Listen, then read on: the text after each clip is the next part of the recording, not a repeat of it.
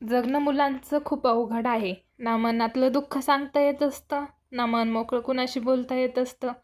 तरी गालावर हसू ठेवावं लागतं. मग कसं म्हणावं मुलगा होणं सोपं असतं? प्रत्येक संकटाचा सामना करून सुद्धा त्याला चेहऱ्यावर हसू ठेवावंच लागतं. घरात बसून राहिलं तर घर बस म्हटलं जातं. घराबाहेर फिरायला जात असेल तर हिंड फिरा म्हणलं जातं. खरोखर मुलगा होणं खूप अवघड असतं. जन्माला आलं तर ते फक्त आईवडिलांचं बाळ असतं. जसं जसं मोठं होईल तसं ते नात्याच्या गुंतामध्ये गुंतून जातं. एक दिवस घरप्रमुख होऊन पूर्ण घरची जबाबदारी घेत असतं. स्वतःचे स्वप्न मनातच ठेवून दुसऱ्यांची इच्छा पूर्ण करत असतं. मग कसं म्हणावं मुलगा होणं सोपं असतं? झाला किती जरी त्रास त्याला ना कुणाशी सांगता येत असतं. कुटुंबाच्या सुखासाठी त्याला दररोज दुःख सहन करावं लागतं. आईवडिलांची प्रत्येक गोष्ट ऐकणारा तोच मुलगा जर बायकोचे 4 शब्द ऐकायला लागला तर त्याला नंदीबैल म्हणलं जातं. मग कसं म्हणावं मुलगा होणं सोपं असतं? स्वतःच्या जीवावर मौज मजा करायला लागला तर त्या मुलाला पैशाचं माजालं असं म्हटलं जातं. मग तुम्हीच सांगा आता जरा, कसं म्हणावं मुलगा होणं सोपं असतं? कसं म्हणावं मुलगा होणं सोपं असतं? हाय फ्रेंड्स, तर सिरियल अपडेट या चॅनलवरती तुमचं सगळ्यांचं स्वागत आहे. तर आज मी मुलांसाठी एक कविता म्हणून दाखवली आहे. बसल्या बसल्या सहज आठवलं आणि मग सहज असं वाटलं की ती कविता म्हणून दाखवावी सगळ्यांना, त्यामुळे म्हणून दाखवली. असं काही नाही की आता सिरियलचा चॅनल आहे मग कशाला टाकलं. तर मला असं आपल्या सगळ्या प्रेक्षकांना ते दाखवावं लागलं, कारण आपले सगळे प्रेक्षक असे पण आहेत ज्यामध्ये मुलं पण खूप सारे आहेत.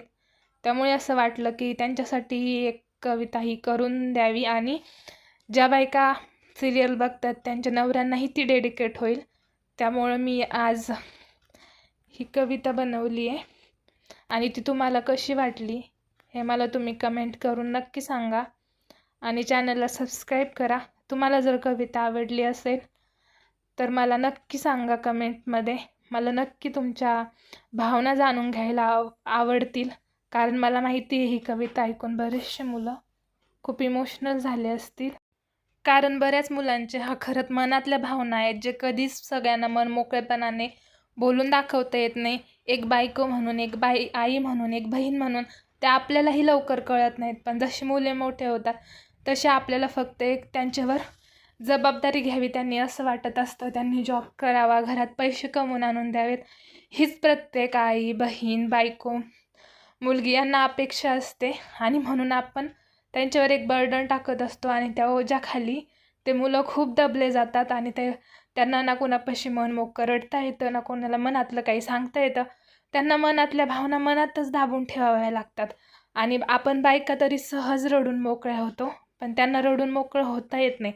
मलाच हे कविता म्हणताना खरंच भावना अनावर झाल्या होत्या, कारण मुलांचं आयुष्य खरंच सोपं नसतं.